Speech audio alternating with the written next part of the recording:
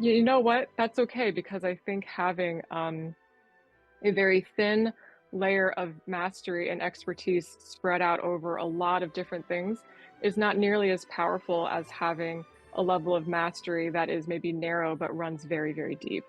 Um, and that's sort of, I think, it goes back to a little bit of what I was saying about needing to specialize as a professional. That you have to say no to certain things in order to say yes to something. Welcome to the BoldBrush Show, where we believe that fortune favors the bold brush. My name is Laura Rangel-Bear, and I'm your host. For those of you who are new to the podcast, we're a podcast that covers art marketing techniques and all sorts of business tips specifically to help artists learn to better sell their work. We interview artists at all stages of their careers, as well as others who are in careers tied to the arts in order to hear their advice and insights. On this episode, we sat down with Catherine Bobkoski, an American figurative and still life painter who focuses on the poetic and quiet beauty of ordinary things, specifically flowers and floral arrangements.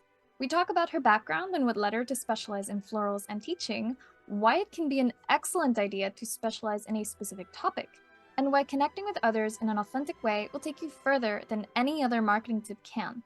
Finally, we talk about her upcoming workshop at the end of this month and another workshop in 2024 at Warehouse 521 in Nashville, Tennessee. Let's begin. Hello, Catherine, and welcome to the BoldBrush Hi. Show. How are you?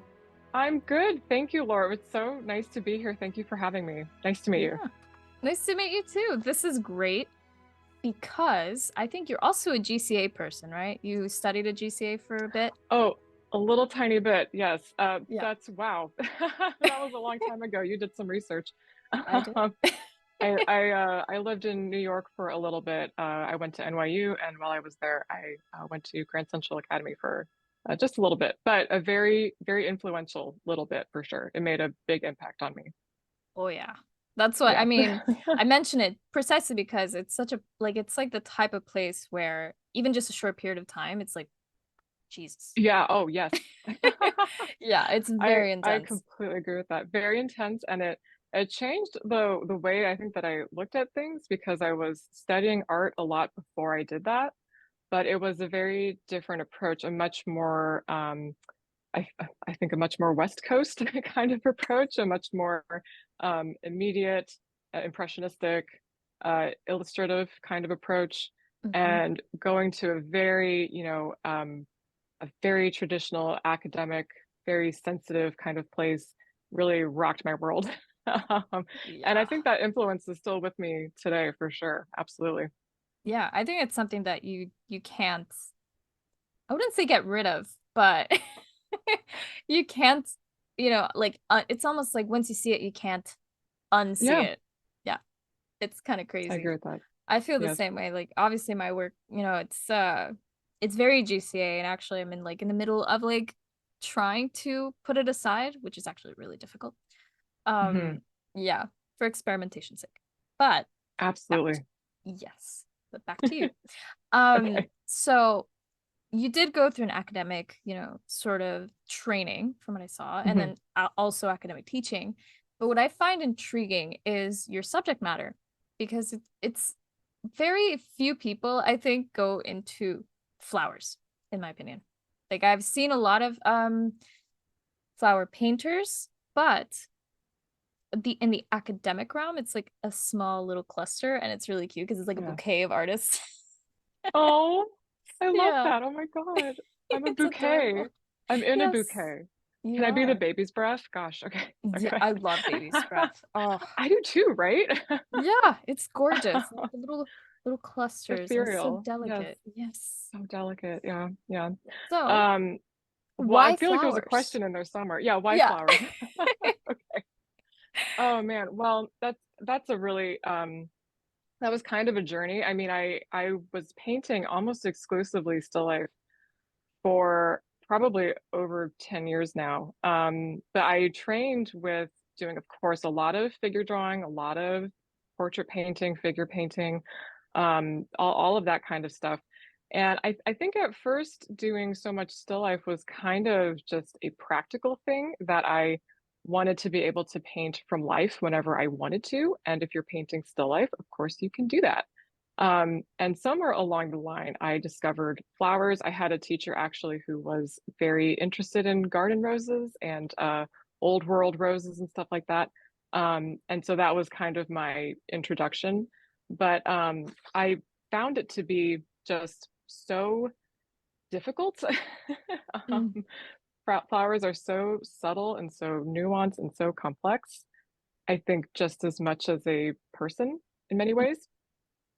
And maybe you felt this too a little bit in your academic studies, but there's sort of a like machismo with figure drawing and figure painting, I think sometimes like Mm. this just the approach or the style sometimes. I mean, not for everybody certainly, but I did feel that a lot when I was in school, and I didn't totally relate to that, of course.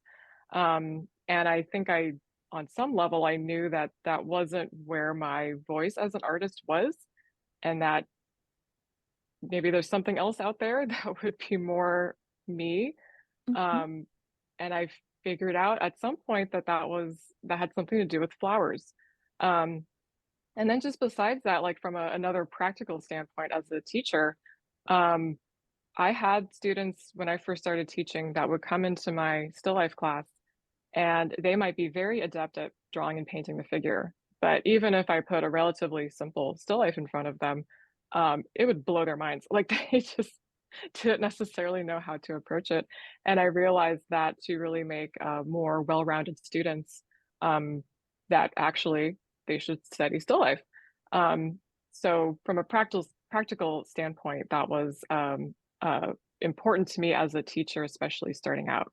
But there's more to flowers than just that. I feel like they are just very potent symbols of, rebirth and regeneration. I especially love roses, which are perennials, and look at a rose garden in December and it's just some dead pointy sticks. It's Mm. not very promising, and the same rose comes back year after year though, even from that sort of dead looking place. Um, they take in all of this leaf litter and detritus and dead stuff, and they turn it into this exquisite thing that promises rebirth and new life.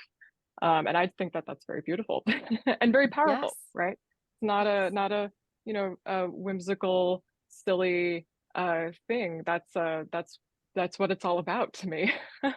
Yeah. So Yeah. I think about that a lot, and that's been a really, important part of me figuring out my voice as an artist is to connect with the subject on a deeper level and to think about what does it really mean to me beyond just being something that's beautiful. So hopefully that answers Yes. your question.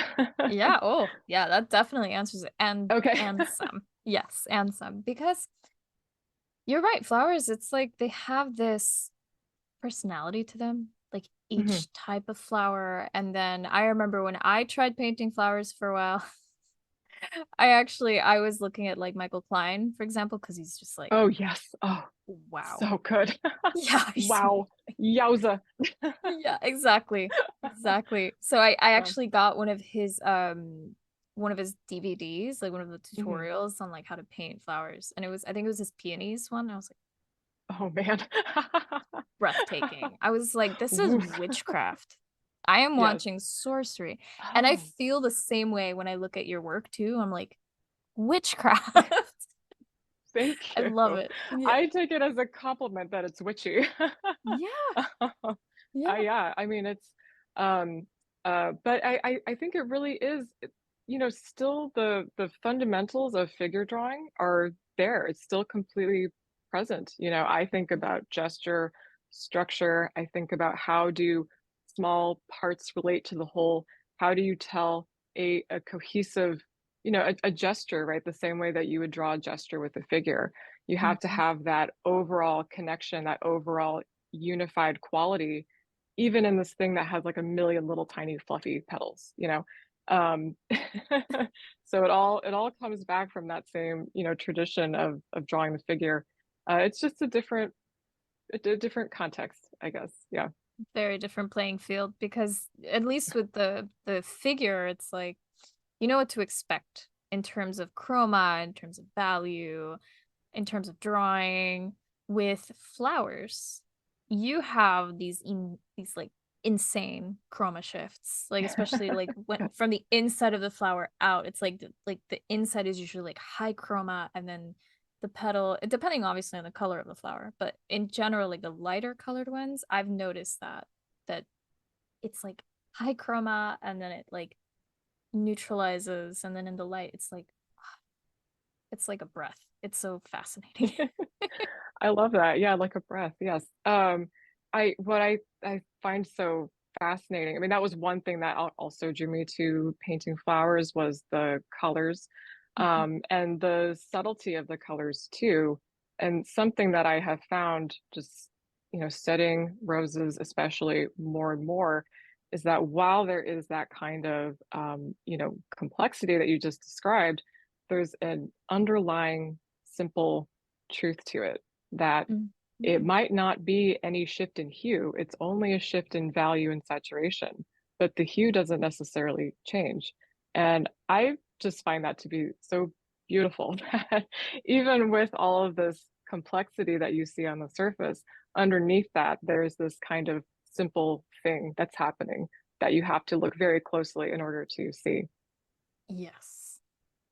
Very well said. And it's God, it's so hard to capture flowers too sometimes.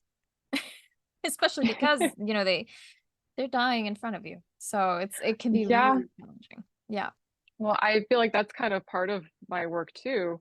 That I mean, almost every flower I've ever painted was dead by the time that I even started the painting Yeah. sometimes. So there's something in that too, something in there about having something that is dead and gone and almost, regenerating it. Uh, but yes, I mean, I take a lot of photographs. I have It's you flowers need it. often in my refrigerator, trying to keep them going, but they Yeah. do die eventually. Yeah. So I mean, as things should. It yeah, is part of life. Yes. part of life. Except Yes. apparently jellyfish. Jellyfish are apparently immortal. So, Oh yeah, I read that somewhere. Okay, well let's not get on a jellyfish tangent, but it's just yeah, but fascinating. it's still fascinating. Makes me wonder. Yeah. Oh Maybe yes. painting jellyfish would be. I would totally do that. Another thing I love to paint actually is goldfish and any Yes. kind of fish actually is kind of floating ethereal thing. Hmm. So maybe jellyfish are next. Yeah. Yeah. Yeah. Yeah. Oh man, I would love to see that because they're also very ethereal and like, Yes. oh, there's something alien about them. Like tissue paper. Yeah, like Yes. aliens. Yeah. Yeah. Right. Now, inspiration ideas are coming. Yes. Yes. And speaking of inspiration and generally the path of the artist, I was very curious about how, your path has been for you, how your journey has been since becoming an artist and now an artist living from your work and teaching. How has that journey been for you? Um, it's been interesting.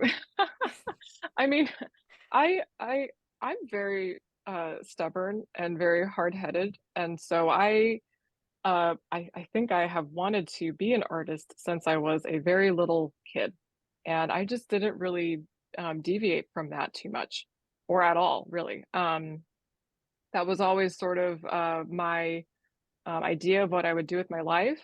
And I never really had any strong idea about something else that I could do or any interest in doing other things. And I'm the kind of person that this was sort of an issue for me a little bit when I was in school, but if I don't want to do something, like I just won't do it. Hmm. And so um, I think a lot of uh, a lot of people might say, well, you should do something practical and do art on the side or whatever, which I think is a perfectly good thing to do. Absolutely. If you, I would almost say, if you don't have to ask your art to produce a living for you, then don't. But I was always a little bit too hard-headed, I think, to see that as an option.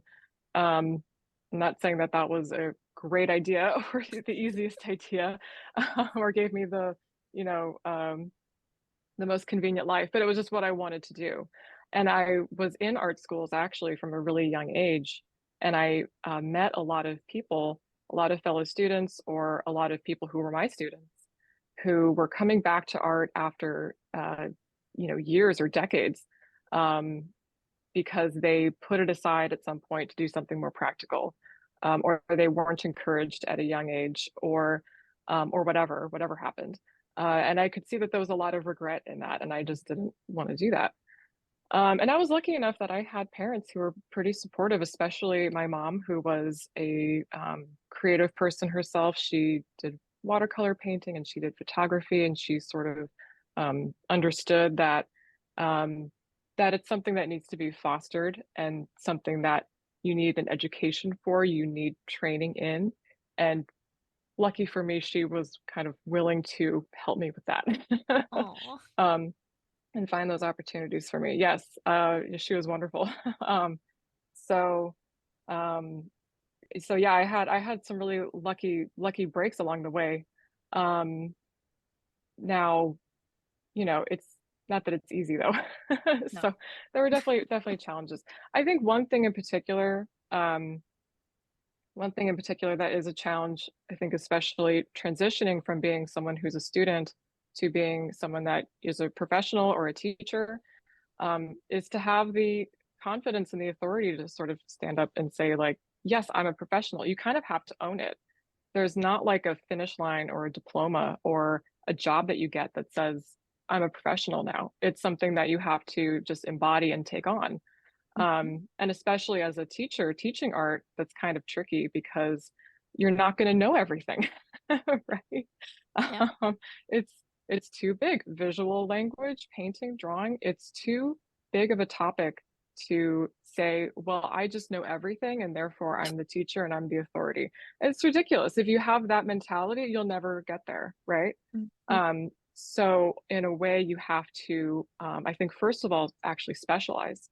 Um, if you want to be a professional, that means that you're going to be a professional in some certain area, and that means you have to say no to other things. So specializing is very important. And then to have the confidence to say, yes, I'm the authority, but also the humility to say, I'm not an expert in perspective. you know, Yeah. I don't know that much actually about like drawing architecture. Um, I also don't care to, right? So it takes a certain amount of humility and knowing yourself to be able to say those things, but still say, yeah, I am the authority in some areas, as a teacher, right? Yes. Not even necessarily in general, but just in that moment, in that class, in that school. Hmm. So I don't know if that answers your question exactly, but those were some It thoughts I does. had as you were asking. Okay, cool. Yeah. Yeah. Right on. Well, it definitely leads perfectly into my next question, Oh, great. which is something, I don't usually come across artists who, they work and they teach at the same time. Obviously, I did Mhm. when I was in school, but it isn't very common. So, my question is, did you choose teaching or did teaching choose you? I love this question. Because the answer is that teaching was chosen for me. Oh. Um, and yeah, my very first job out of high school, I was 18, was teaching math, believe it or not, Hmm. to kids. I taught math from, basically like pre-K math, essentially, through high school geometry. And it was my parents' business. They had like a little math tutoring, learning center, and I was going to take a gap year before college, and I was their first employee. And I didn't really have an option, but I'm very glad that I did it. That was actually a very, uh, yeah, very influential thing on me, kind of like GCA, actually. I didn't do it for that long, but it made a Hmm. big impact, because I am not a math person. Uh, my dad is a math person. He loves math. He's the kind of person that like does math for fun. And I'm like, what? I love that. It's adorable. Yeah. But I was not a I was not a very good student in math. Um, I could do it eventually, but I was not a very good student in it.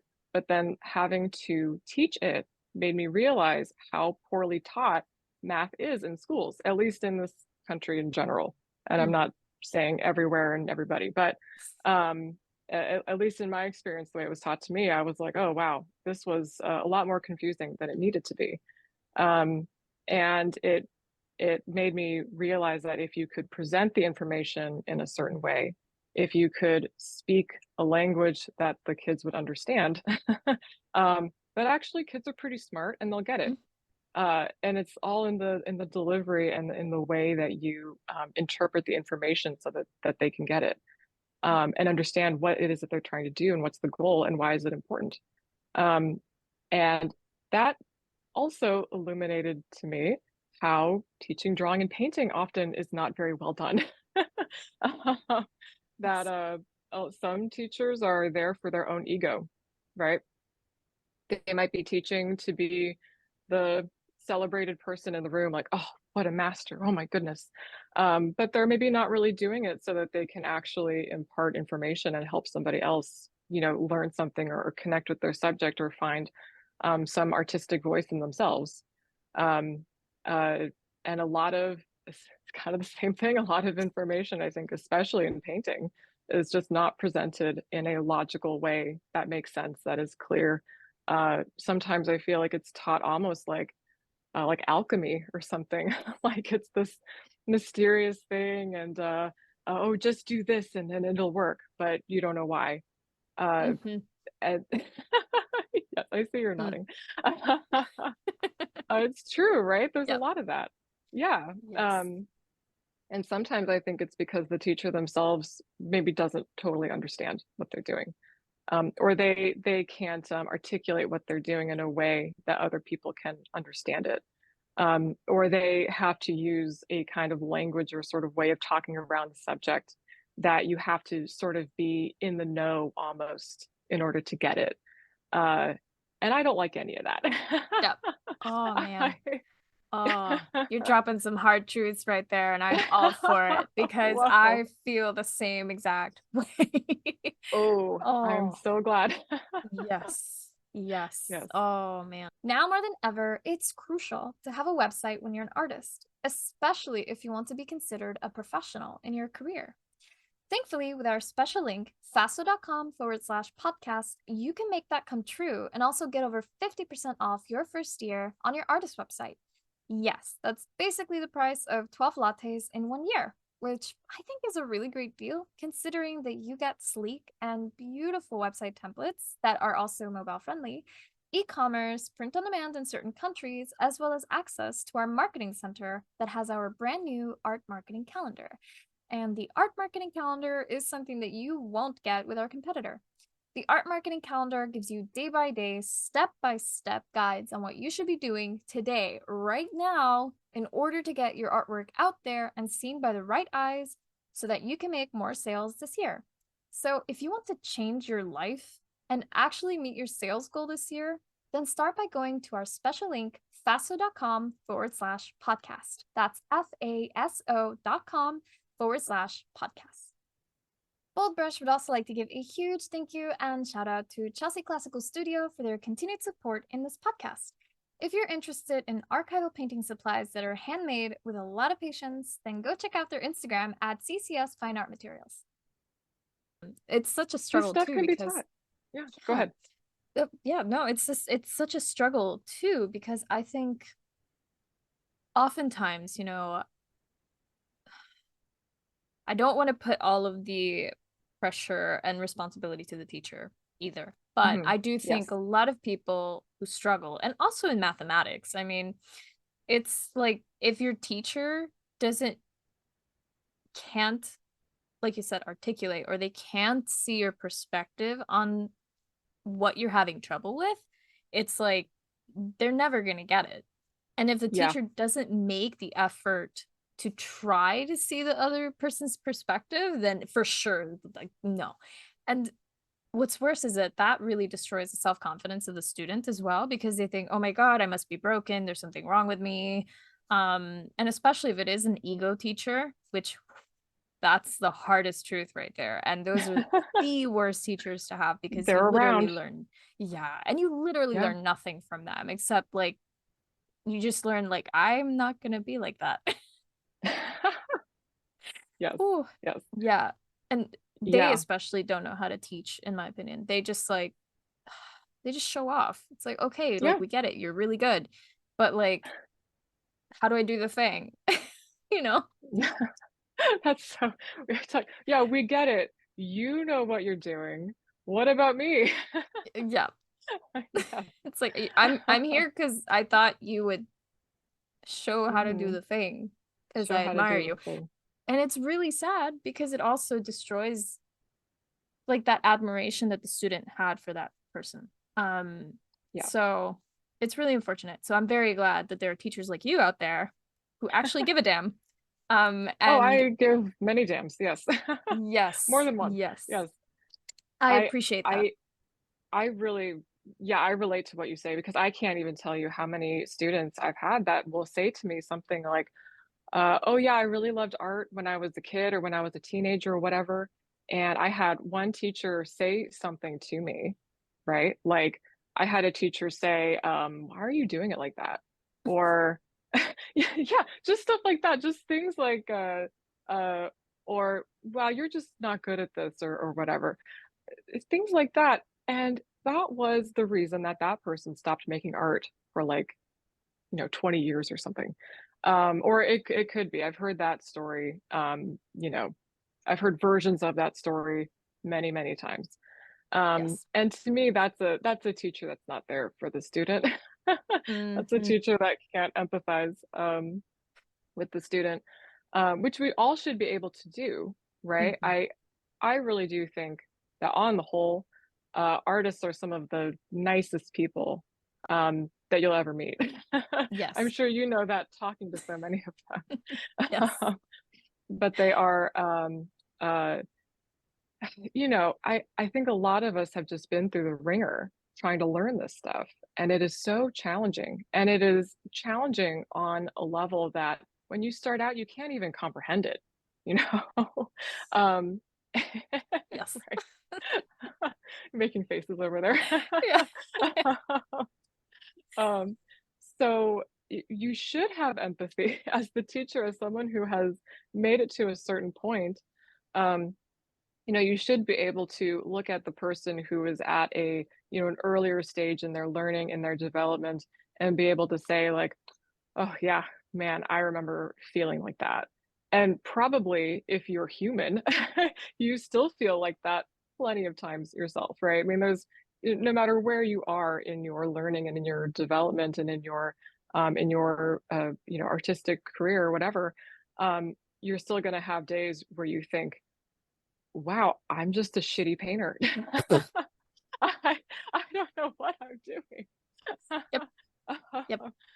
Oh, So, oh man. oh, am I speaking the truth for you again? Hard truths. Hard truths again. Oh, Yeah. that would be like the perfect title for this episode because it is. It's true. Um, But like that's what painting is, I think. Painting is about looking and seeking truth, right? yes. It's not what you think the flower looks like. What does it really look like? What is the flower really wanting you to know about it, right? And it's not a little cartoon daisy thing, and it's not like a little swirl of petals. It's something much deeper and much more complex than that.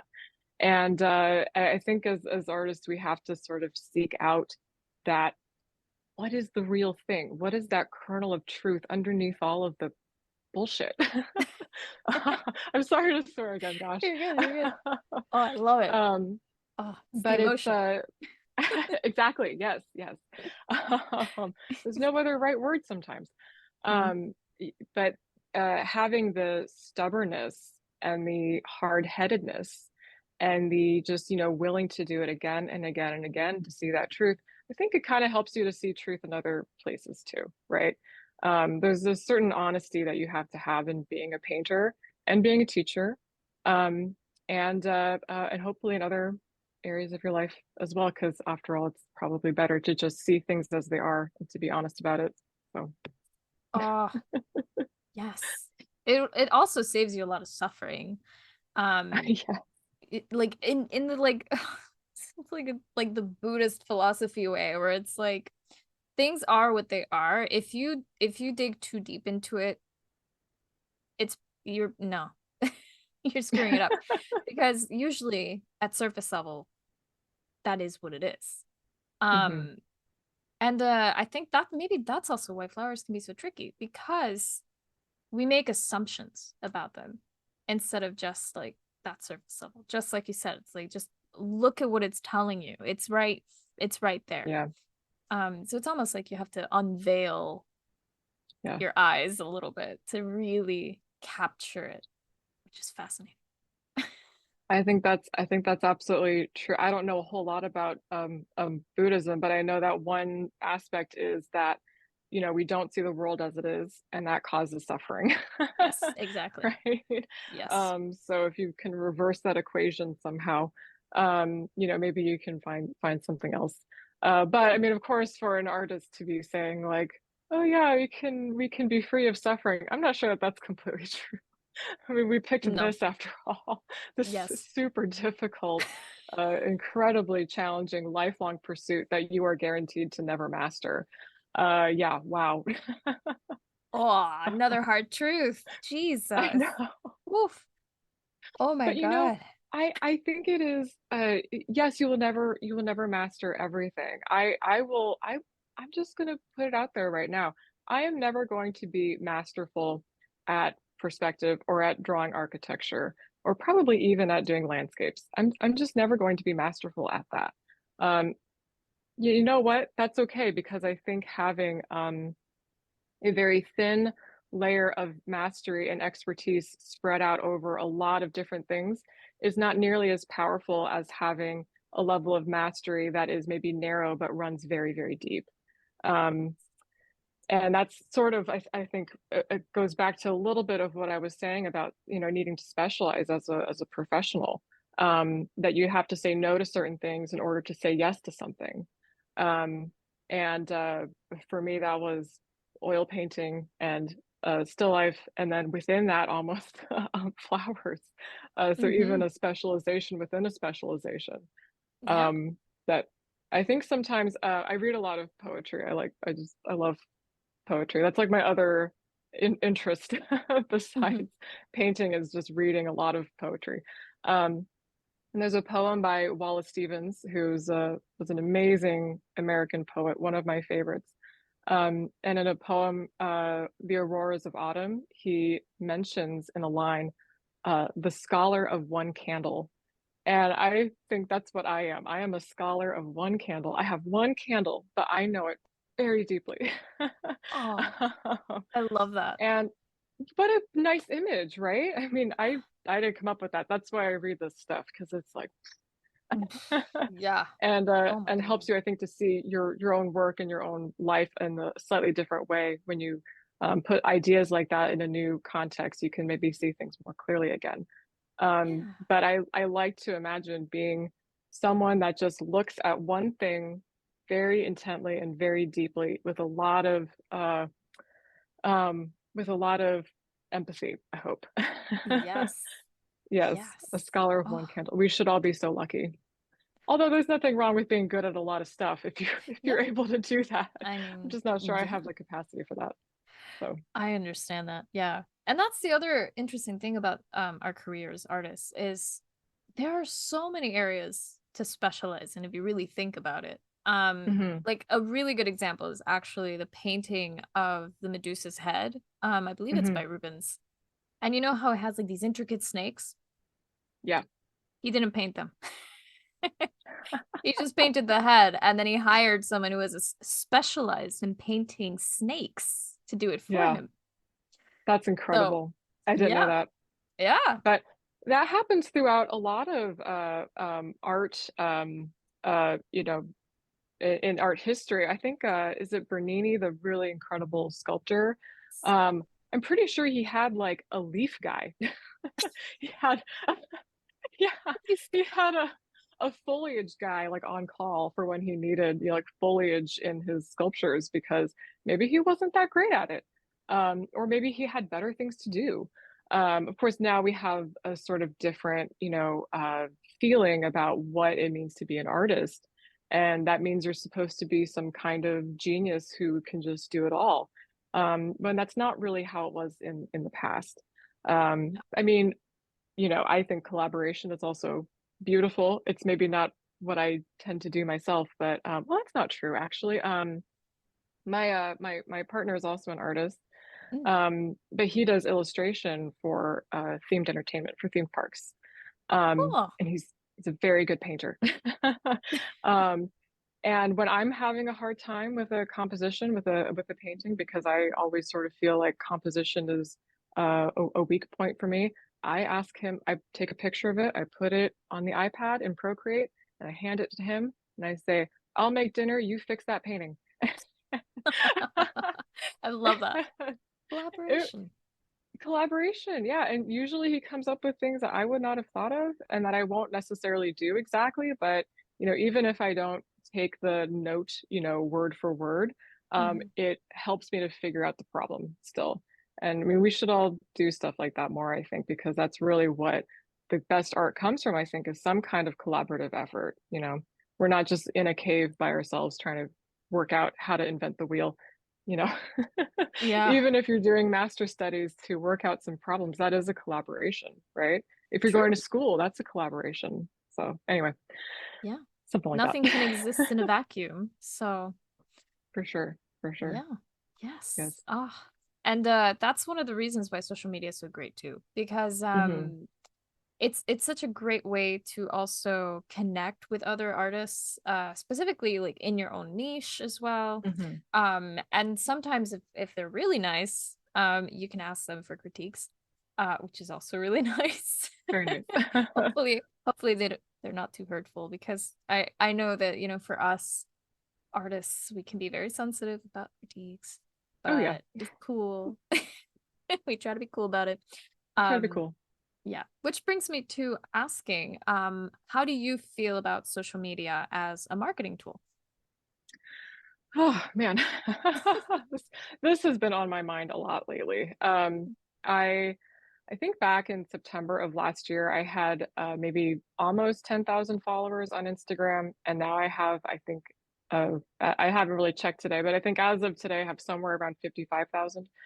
And which I think in my mind, I thought when I get to a certain number of followers, life will be completely different. I'll be set. Um, you're If laughing. only. If I only. know, right?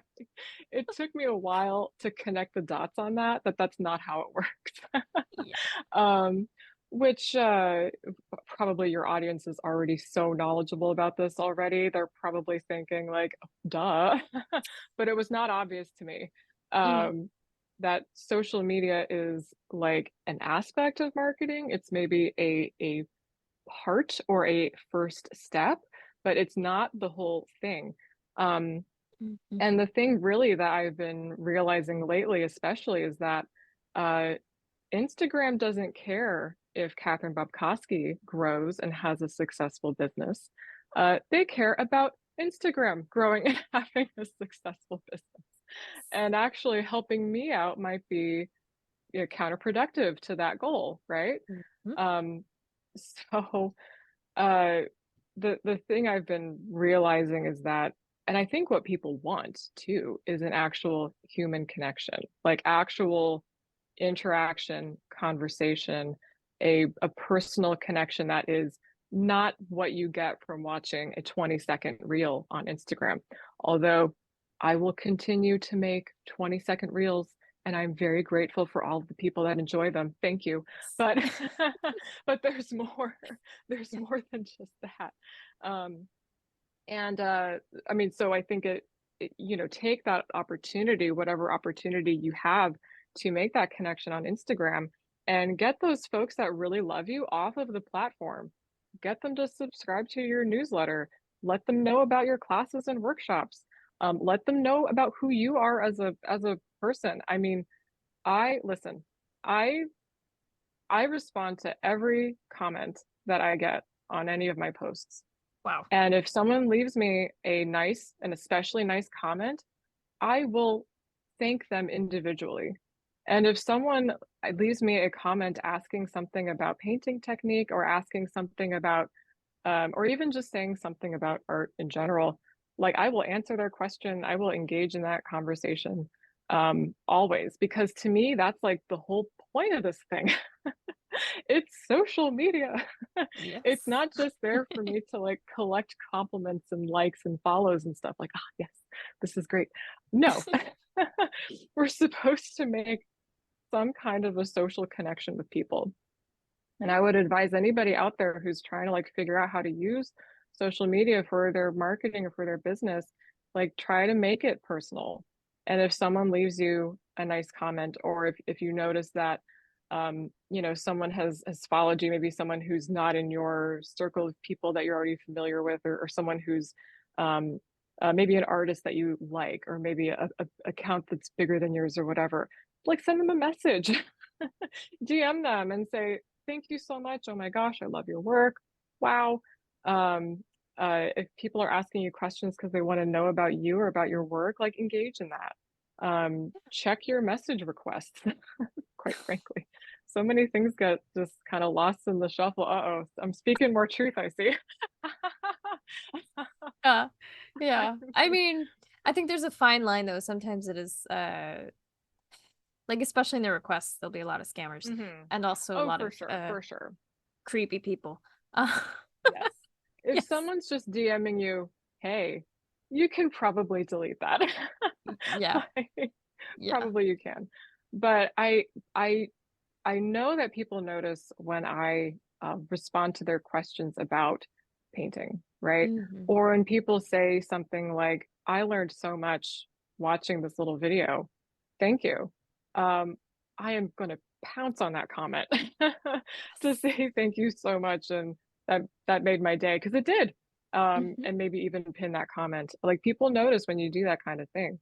So if Yeah. you're if you are on Instagram and on social media and just feeling like it's not working for you, I mean, one, you do have to, I think, find a way to connect with your audience just with the content that you're putting out. Like, what do they want to see? What's going to be interesting to people? And figure that out first. But then after that, don't just leave it there. Like, actually engage with that audience and show a little bit of your personality, who you are as a person, something that they can't get from just watching a quick little reel or scrolling through a carousel of posts, so that they feel like you as a person are interested. And that's going to make them interested. That's going to help them to click that little link tree thing or hit that subscribe button, which is ultimately what you want, I think, from your social media presence. So, yes. Yes. Yes. And Yes. no one really thinks about it. Oops, sorry. Just bumped into my mic. No one really thinks about that, how it is social, you know. It's like it's not a one-way conversation only. It's a two-way conversation. And I agree, the more you milk that or, the more you participate in that, the more you can benefit from it. Not just in the sense of like getting compliments, like you said, it's also like maybe you learned something from someone else. Maybe, you never know. You never know. Yeah. And I personally don't really believe in luck. I believe in like opportunity and being in the right place at the right time with the right Oh, for sure. preparation, right? Mhm. So I think social media is one of the places for that, which is really cool. That's a really And good way to put it. Yeah, absolutely. yeah, Go ahead. awesome. I'm glad we agree. um, so in terms of the business side, how Mhm. do you personally handle the business side of your career? I'm still learning, quite honestly. I mean, well, one thing I think that kind of goes off of what I was just saying about social media is that, people want to make a personal connection with you if you're an artist or a teacher. It's not just about selling a product. Like I think even if I was just selling a product, people care about who they're buying from. People care about what does that product represent and what does it mean for me? What does it say about me that I would, pay money for that? I think it's even more so if you're talking about art or talking about someone who wants to learn how to draw or paint. I mean, that's even more personal, Yeah. right? Um, so again, I think it's about um, looking for that human connection and creating the opportunities, like you said, for that to happen. So yeah, get people off of your social media page or whatever and get them onto your newsletter. And then don't just send out a newsletter, send out a personal email to like your top 10 clients, right? And then don't just email them, like call them and text them and meet them in person. Like, Yes. create that human connection, right? Because people will be so much more interested in your work and in what you do as an artist and as an instructor and as a whatever, if they're also interested in you as a person, right? Hmm. I think that is absolutely the case. And I know for artists, like, look, I get it. I am actually very introverted. You wouldn't maybe guess it from this interview. I've been just like talking so much, but I am actually a very, very introverted person. And my ideal evening is being all alone by myself in my studio painting until 1 a.m. probably. Yeah, I know. Exactly. Same. I see your face. You're like, yes. Yes. Yes. That is 100%. the ideal. On some level, I think you have to get over it a little bit, right? I mean, don't not do those things, of course. Like we all need our alone time, we all need that recharging time, and we all need time in the studio. I mean, that's just a given that you're going to spend hours in the studio painting. But don't forget that a part of being an artist is not the work that you produce, but it's also you, right? That's part of the thing that you have to put out there. Um, and I know so many artists that so many friends of mine that won't even put a picture of them on their website or a picture of themselves on their like little am I speaking more truth? Yeah, I mean, it's like, who is this person? Yeah. Yeah. Yeah, don't have like a logo for your profile picture. Like it's your face, okay? That is who you are. That says something to people. Hmm. Um, that it's again it's personal, that you are a part of the work, that you are, especially if you're a teacher, who are people going to want to take classes from? A logo? No. Of course not. Yeah, to try to make a human connection with people, and the more you do that, the more they're actually going to be interested in investing in you, in your product, in your work, and anything else that you have to offer. So That's that was very true. that was basically it. Yeah. Yeah. Yeah. And then I was also wondering if you have any words of wisdom for example, like your younger self that, maybe your younger self would have wanted to hear, and also that would benefit our listeners. Yeah, absolutely. Well, one thing is, which I hope this doesn't sound like too much of a bummer, but this is a lot of work, learning to paint, finding your voice, the thing that you want to say that is worth sharing with the world, and then learning how to say that thing. Gosh, it's a lot of work. You shouldn't let that intimidate you, Yeah. but it's just, it's not like how it is in the movies, right? You're not just going to like waltz into a studio and just like slap some paint on a canvas and someone's going to pay you $1 million for it. It'd be really nice if that was how it was, Yeah. but be prepared that it's a lot of work, and a lot of it is actually very boring. And if you're a person that doesn't like being bored, or maybe doesn't find boring things to be really exciting, well, either find a way around that, or maybe there's another thing for you to invest your time and effort into. Hmm. um, Teaching so many students, I'm still surprised sometimes at how many of them are just shocked. Oh, this is actually hard. What? Yeah, it is. It's very hard, Yes. and making a business out of it is even more difficult. So number one, be prepared to work really hard. Um, that's not a bad thing, but also you can do it, right? Yes. Also, you are, I'm sure if you are listening to a podcast like this, if you have put up with what I've had to say so far, I guarantee you have the patience. And you are probably smart enough and interested enough to make it happen. Um, but it takes the time investment, and it takes, I think, the security and the willingness to be vulnerable enough to say no to certain things, and to say I don't know certain things, and to invest instead in the things that you really, really do care about. Yeah, painting, I think in a way, it takes this very balanced approach between extremes, right? You have to, on the one hand, be very confident, and at the one hand, be extremely humble.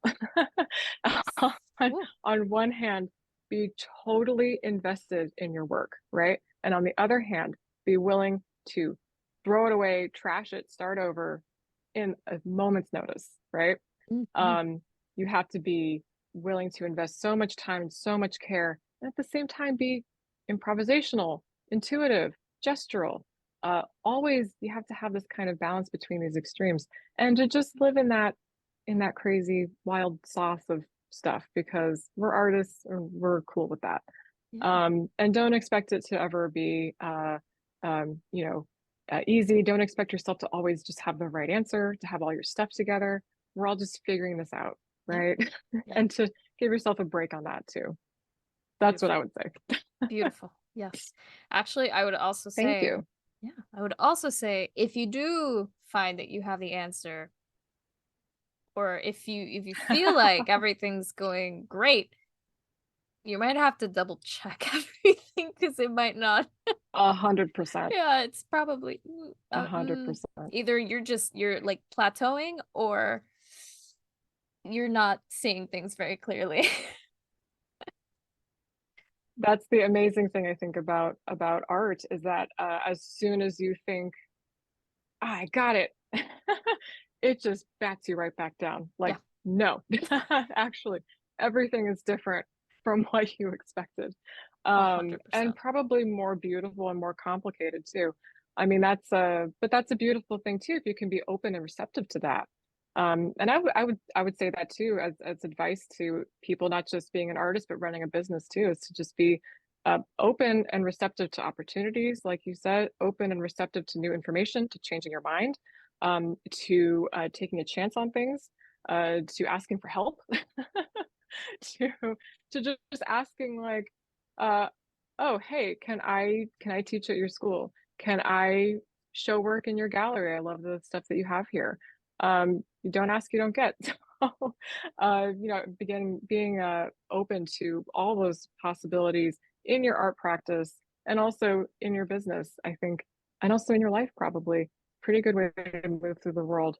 And if nothing else, it'll be interesting. Yes. Yes. All these hard truths. Whew. I love it. Yeah.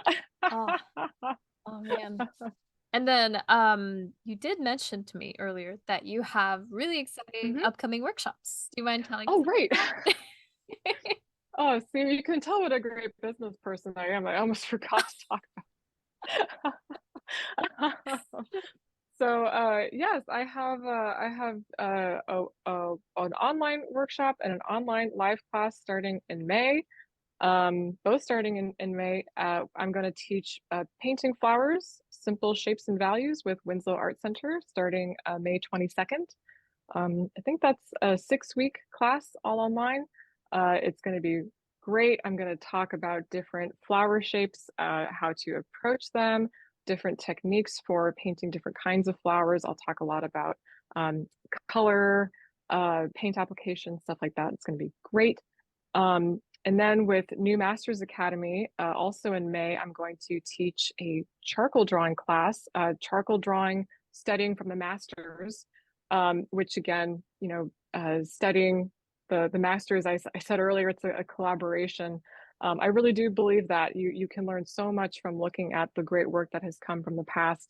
And for anyone who is wanting to improve their painting skills, or is wanting to transition from drawing to painting, charcoal drawing is a really great medium with which to do that in. It's a painterly technique. It's the most similar to painting in oil that you can get, while still working in a drawing medium. So that's with New Masters Academy, charcoal master copies starting May 3rd. And then all the way a year from now, I'm going to be in Nashville, Tennessee, which I'm very excited about. I love Nashville. Teaching a 3-day painting workshop, painting beautiful florals with a Warehouse 521. I'm super excited about that. It's a very compressed experience, just 3 days, April 4th through the 6th in 2024. Um, we're going to paint flowers from life. We're going to talk about working from life and what that is like. Very, very difficult, very immediate, sort of, out of the frying pan and into the fryer, whatever the saying is. I Yes. think compared to working from photos, you really have an immediate experience and a very one-to-one sort of experience of looking deeply at the flower and trying to understand it on that level. So that's 3 days in Nashville, Tennessee, Warehouse 521, and beginning of April 2024. So I hope to see you there. Yes, exciting. And then where can people find you then online? Oh, yes. Online. Well, my website is just my name, Catherine with a C, Bobkoski, BOBKOSKI.com. And my Instagram handle is C Bobkoski, BOBKOSKI. And I teach online. I teach for a new master's academy. I teach all over the place.